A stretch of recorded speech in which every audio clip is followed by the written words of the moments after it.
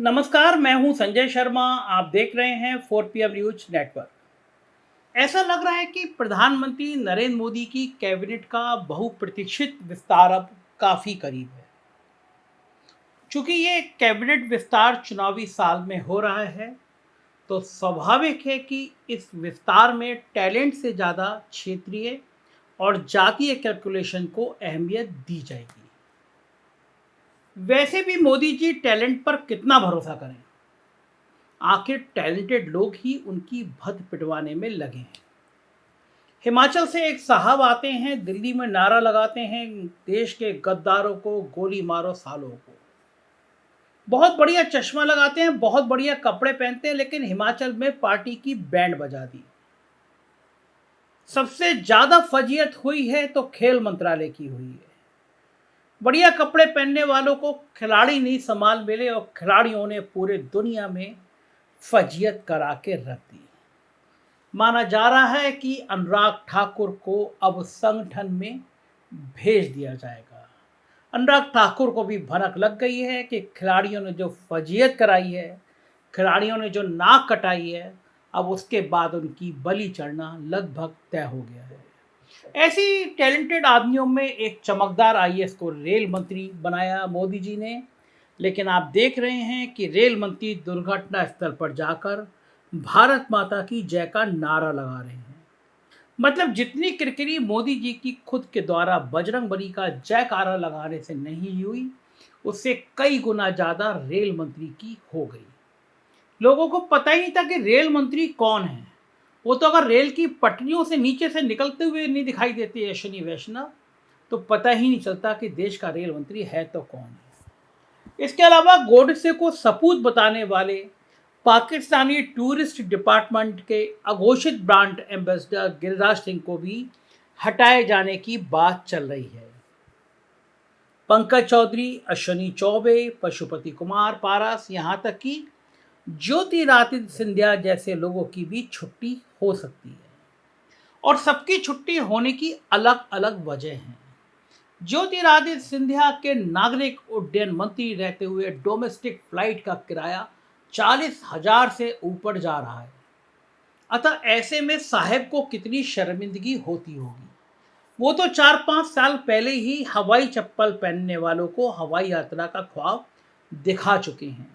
लेकिन सिंधिया जी और अश्विनी वैष्णव जी के राज में हकीकत यही है कि हवाई चप्पल वाले की हवाई यात्रा तो छोड़िए, डायनामिक फेयर स्ट्रक्चर में ट्रेन का टिकट ही नसीब नहीं हो रहा। ट्रेन के टिकट भी हवाई जहाज जैसे हो रहे। बड़ा आसान लगता है जब त्रिपुरा में जाकर गृह मंत्री अमित शाह जी राहुल गांधी को अयोध्या में राम मंदिर के दर्शन का टिकट कटा लेने की बात कहते हैं। सोचिए, आप सोचिए, राहुल गांधी के यूट्यूब चैनल के ही 2 मिलियन से ज़्यादा सब्सक्राइबर हैं। लिहाजा उनकी आमदनी इतनी तो जरूर होती होगी कि चाहे अमित शाह उन्हें अयोध्या में राम मंदिर के दर्शन का निमंत्रण दें या ना दें, वो ट्रेन, फ्लाइट या एक्सप्रेसवे का टोल भरते हुए अयोध्या जाकर राम मंदिर का दर्शन कर लेंगे। लेकिन उस आम आदमी का क्या, जो हवाई चप्पल पहनकर ट्रेन और फ्लाइट में चढ़ना तो दूर, एयरपोर्ट और रेलवे स्टेशन पर पकौड़े का ठेला तक नहीं लगा सकता। लिहाजा ट्रेन और फ्लाइट वाले मंत्री जी की छुट्टी होने के चांस ज़्यादा बन गए। हालांकि कई लोग तो रोड वाले मंत्री जी मतलब गडकरी जी की भी छुट्टी की बात कह रहे हैं, लेकिन रोड पर अभी उनका माइलेज ठीक ठाक है और महाराष्ट्र में जो पार्टी की नैया डोल रही है, लिहाजा गडकरी जी की छुट्टी होने की संभावना बहुत कम है। दूसरा कारण उनकी बेहद लोकप्रियता भी है, जिससे साहब उनको हटाने का जोखिम ले नहीं सकते। दूसरे शब्दों में मैं कहूं कि रोहित शर्मा भले ही विराट कोहली को कप्तान ना बनने दें, लेकिन टीम से उनकी छुट्टी करवाने का रिस्क वो ले नहीं सकते। आज के दौर में साहब की स्थिति रोहित शर्मा जैसे कप्तान की तरह है, जिनकी टीम में अकेले गडकरी जी कोहली की तरह दमदार धुआंधार बैटिंग कर रहे हैं। इसके अलावा पशुपति कुमार पारस के जानी दुश्मन तो उनके भतीजे चिराग पासवान ही बने हुए हैं। भतीजे का साफ कहना है कि कैबिनेट में तभी आऊंगा जब चाचा को हटाया जाए। अब मोदी जी करें तो क्या करें? चाचा सीधे साधे आदमी हैं, जो मोदी जी कहते हैं वो करते हैं। अब उनकी गर्दन कैसे रेत दी जाए। लल्लन सिंह और नीतीश बाबू ने चाचा भतीजा का झगड़ा लगाया और वह धीरे से बवाल मोदी जी के सिर पर रखकर निकल लिए और अब दूर बैठकर मजे ले रहे हैं। भोगना मोदी जी को पड़ रहा है। वोट भतीजे के पास है लेकिन एमपी चाचा के पास है, आखिर करें तो क्या करें।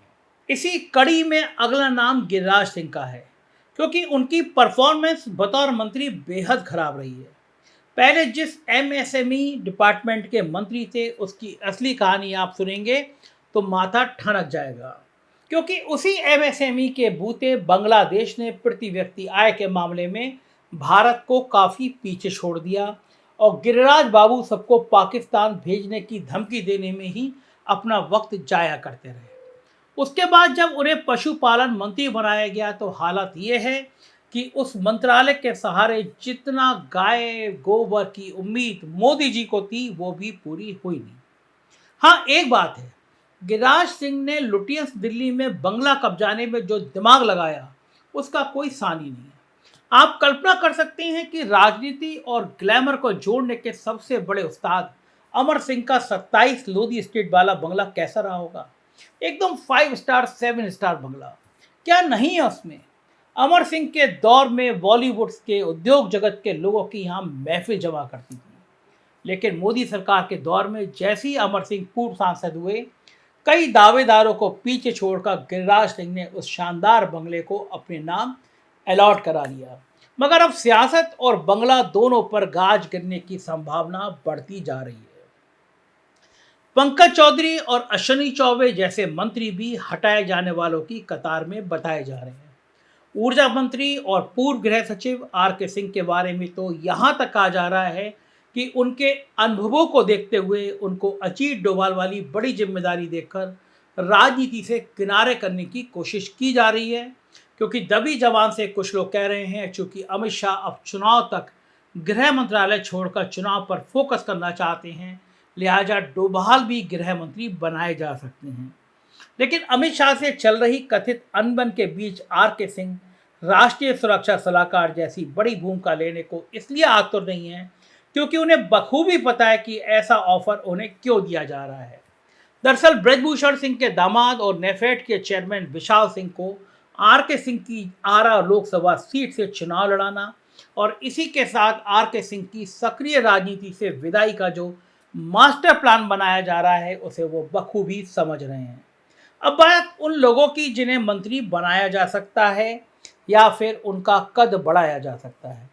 इसमें पहला नाम महेंद्र नाथ पांडे का है, पूर्वी उत्तर प्रदेश की ब्राह्मण पॉलिटिक्स, वो भी मुख्यमंत्री सीएम के ठाकुर लॉबी के मजबूत रहते हुए इनको साधना आज भाजपा की बहुत बड़ी मजबूरी है। उन्हें रेलवे या कोई बड़ा मंत्रालय दिया जा सकता है। गिरिराज सिंह को हटाने की सूरत में कोई भूमिहार चेहरा लाना भी एक मजबूरी है। ऐसे में जम्मू कश्मीर के उपराज्यपाल मनोज सिन्हा या बिहार के राज्यसभा सांसद विवेक ठाकुर की लॉटरी लग सकती है। अब अरविंद कुमार शर्मा को तो दिल्ली लाकर भूमिहार कार्ड तो खेला नहीं जा सकता, क्योंकि तब योगी जी की खुफिया रिपोर्ट दिल्ली भला कौन भेजेगा। इसी प्रकार चुनावी राज्यों मसलन मध्य प्रदेश, छत्तीसगढ़ और राजस्थान से भी नए चेहरे लाए जा सकते हैं जो वहां के स्थानीय समीकरणों को दुरुस्त कर सकें। वसुंधरा राजे के बेटे दुष्यंत सिंह, मध्य प्रदेश से कैलाश विजयवर्गीय या राकेश सिंह और छत्तीसगढ़ से कोई ट्राइबल चेहरे को जगह दी जा सकती है। हालांकि ट्राइबल पॉलिटिक्स और राहुल गांधी का सेट किया नैरेटिव आदिवासी बनाम वनवासी अर्जुन मुंडा की किस्मत भी खोल सकता है और उनका कद भी बढ़ाया जा सकता है। रही बात कर्नाटक की, तो वहाँ से संभावना है कि प्रहलाद जोशी की छुट्टी हो सकती है, क्योंकि वो बतौर संसदीय कार्य मंत्री फेल रहे हैं। फ्लोर कोऑर्डिनेशन की अपनी जिम्मेदारी को निभाने की बजाय उल्टा वो हर बार विवाद बढ़ाते हुए ही दिखाई दिए हैं। याद कीजिए वो दौर जब भीष्म नारायण सिंह जैसे संसदीय कार्य मंत्री का लोग नाम लिया करते थे, उनके फ्लोर कोऑर्डिनेशन का कोई जवाब नहीं था। बाद के दौर में रामविलास पासवान, सत्यप्रकाश मालवीय, विद्याचरण शुक्ल, प्रमोद महाजन, श्रीकांत जेना, पीआर कुमार मंगलम, मदन लाल खुराना, कमलनाथ जैसे संसदीय कार्य मंत्रियों ने भी मुश्किल से मुश्किल हालत में संसद को मैनेज किया और सबसे बात कर सबकी सलाह लेकर अनेक महत्वपूर्ण बिल पास करवाए। लिहाजा स्वाभाविक है कि ऐसे दौर में हंगामेदार मानसून सत्र के चलते मोदी जी को एक काबिल संसदीय कार्य मंत्री की जरूरत महसूस होगी, वरना जितना दबाव, जितना बवाल मानसून सत्र में होने की संभावना है, उससे तो यही लग रहा है कि नई संसद के पहले ही सत्र में विपक्ष निर्णायक बढ़त, वो भी चुनावी साल में बना ना दे। ऐसे में यदि बतौर संसदीय कार्य मंत्री सुशील कुमार मोदी जैसे किसी सुशील व्यक्ति की एंट्री हो जाए तो किसी को आश्चर्य नहीं होना चाहिए। मगर एक महत्वपूर्ण संभावना यह भी बन रही है जिसे अनदेखा कर नहीं सकते। जिस अंदाज में मल्लिकार्जुन खड़गे आगे बढ़ते जा रहे हैं और मायावती स्पेस छोड़ती जा रही है, उसमें उत्तर प्रदेश से किसी दलित नेता को कोई चमकदार मंत्रालय मिल जाए, कोई आश्चर्य नहीं होना चाहिए। शायापुर के सांसद का नाम आगे भी चल रहा है।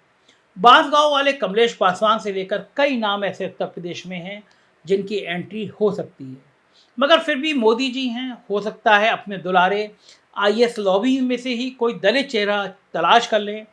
कुल मिलाकर यह मंत्रिमंडल विस्तार चुनावी शक्ल लिए होगा, इसमें कोई शक नहीं है, क्योंकि मोदी जी को पता है 2024 से पहले कील कांटे दुरुस्त करने हैं। उन्हें पता है कई राज्यों में जातीय संतुलन बिठाना है। इसलिए बहुत बड़ी संभावना ये है कि उत्तर प्रदेश में भी, चूंकि उत्तर प्रदेश में सारी निगाह लगी हुई है, बंगाल, महाराष्ट्र, कर्नाटका, ये ऐसे राज्य हैं जहां बीजेपी को पता है कि बहुत बड़ा नुकसान होगा, उसकी भरपाई भाजपा उत्तर प्रदेश से करना चाहती है। तो उत्तर प्रदेश से कोई ब्राह्मण, दलित, बड़े चेहरे भी इस मंत्रिमंडल में दिखाई दे सकते हैं। क्या होगा राजनीति को ये समझना है तो देखते रहिए 4 PM। हमारे कुछ राज्यों में और चैनल हैं, राज्यों की खबरों के लिए चैनल हैं 4 PM UP, 4 PM Bihar, 4 PM Gujarat, 4 PM Karnataka, 4 PM Maharashtra. उन्हें भी सब्सक्राइब करिएगा। एक रिक्वेस्ट और है, हमको ट्विटर पे और फेसबुक पे भी फॉलो करिएगा, हम आपके संपर्क में रहेंगे। धन्यवाद, शुक्रिया, थैंक यू।